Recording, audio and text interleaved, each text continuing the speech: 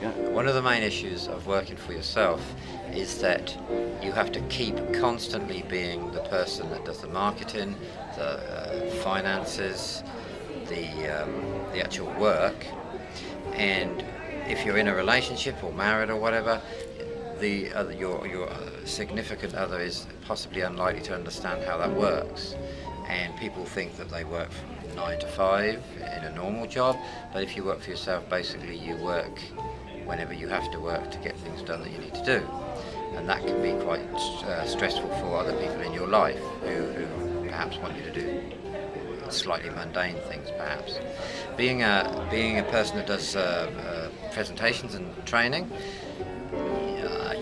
maybe I go away for a few days, and when I go back I may be a bit sort of charged up, and you get home and perhaps the mundanity of an ordinary everyday life can be difficult to adapt to immediately.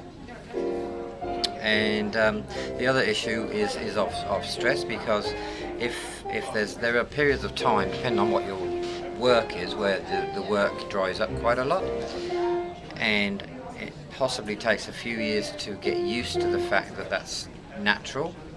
And unless you get used to that fact, and unless you actually put yourself in a positive frame of mind during that time, for instance, if for the type of work I do, Christmas time is dead, February, maybe March if I'm lucky, things start to generate again. So what I might have to do, what I do whenever the time is dead, is I concentrate wholeheartedly on marketing and get tidying up stuff, rather than worrying about the fact that nobody is employing me, for instance, because I know they're not going to. I may be lucky and get a Santa Claus on the corner job at Christmas, but that really isn't what I do.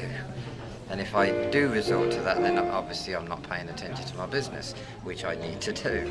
So being stressed means that you have to fill that gap with something productive, because the stress will whittle you away. And then next year, the same again. And you have to learn from that and realise that those dead periods are the times when you can do your most productive promotional type of work.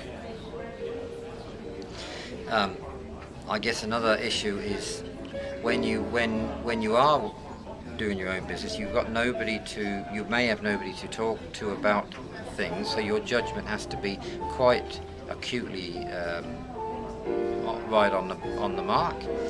And I think one of the things that gets people a lot is sleep and coffee.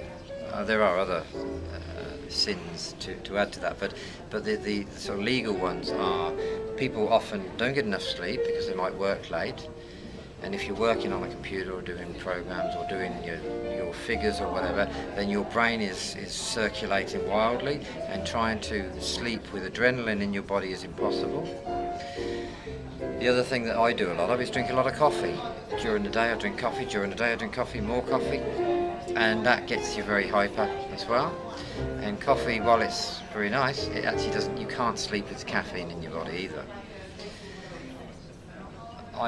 In an interview that I heard with rock stars, they said that the one thing that kills the adrenaline that they have after they come onto off stage is alcohol. Alcohol actually kills adrenaline, but unfortunately that doesn't help you sleep comfortably either. So what we have a tendency to do, I think, if we are in those kind of situations working on our own, and often when you're working on your own, you're networking, you're socialising, so you might be doing things that are not what you would normally do in your normal healthy lifestyle, if you indeed have one. We drink too much coffee, we don't drink enough water, and we don't do enough to get decent sleep. And those three things, if you work for yourself, can be considered vital.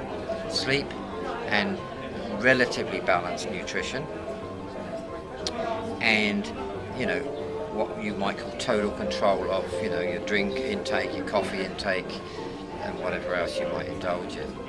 Those are important things long term. Thank you.